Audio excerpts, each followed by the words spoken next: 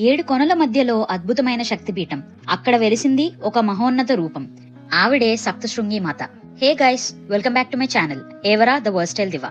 ఈ రోజు మన వీడియోలో అర్ధపీఠంగా భావిస్తున్న సప్తశృంగేరి మాత శక్తిపీఠం గురించి తెలుసుకుందాం.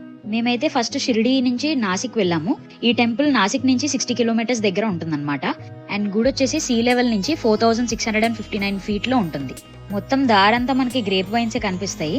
అసలు ఆ మౌంటైన్ సీనరీస్ అన్ని చూసారంటే అసలు మనం డిఫరెంట్ యూనివర్స్ లో వెళ్ళినట్టు ఉంటుంది. మధ్య మధ్యలో మనకి వాటర్ ఫాల్స్ కనిపిస్తూ ఉంటాయి. చాలా క్లియర్ గా కనిపిస్తున్నాయి. అసలు అంత మౌంటైన్ దూరంలో ఉన్నా కూడా చూడండి, నేను ఇక్కడ క్యాప్చర్ చేశాను.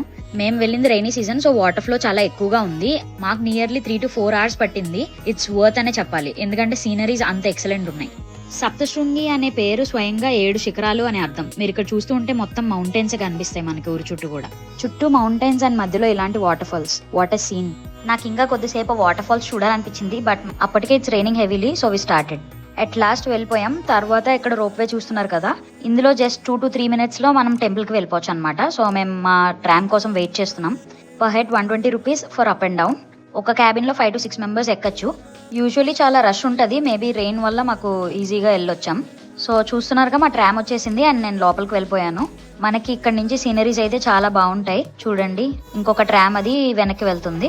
సో మళ్ళీ మన ప్లాట్ఫామ్ వచ్చేసింది. దిగేసి టెంపుల్కి వెళ్ళిపోవడమే.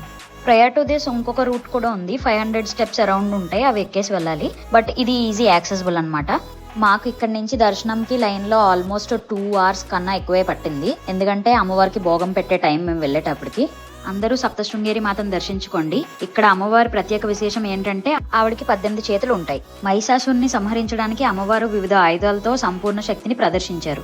ప్రతి ఆయుధం అసుర వినాశనం మరియు ధర్మ రక్షణాన్ని సూచిస్తుంది. ఇక్కడ అమ్మవారు స్వయంభుగా వెలిసారని చెప్తున్నారు.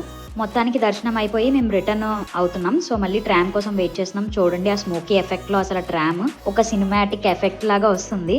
ఇది అసలు అయితే నేను మర్చిపోలేని సీన్. నాకైతే ఈ ట్రామ్ చాలా బాగా నచ్చింది. నేను ఎంజాయ్ చేశాను ఈ ట్రిప్ ని. ఓవరాల్ గా మేము మార్నింగ్ 8 o'clock కి స్టార్ట్ అయితే మాకు దర్శనం అయ్యి మళ్ళీ మేము కింద దిగేటప్పటికి 4 o'clock అయిపోయింది. కింద షాపింగ్ మాల్స్ అండ్ ఫుడ్ మీకు దొరుకుతుంది. అక్కడే తినేసి నెక్స్ట్ రిటర్న్ షిరిడి అవ్వడం బెటర్ ఆప్షన్. లేదు టైం ఉందంటే త్రయంబకేశ్వర్ వెళ్ళొచ్చు. కొంచెం రిస్కీయే ghat road, but the best time to visit అంటే రైనీ సీజనే. సో ఇక్కడితో నా ట్రిప్ అయిపోయింది. మీరు నా ఛానల్ ఫస్ట్ టైం చూస్తున్నట్టయితే please subscribe to my channel and see you in the next videos.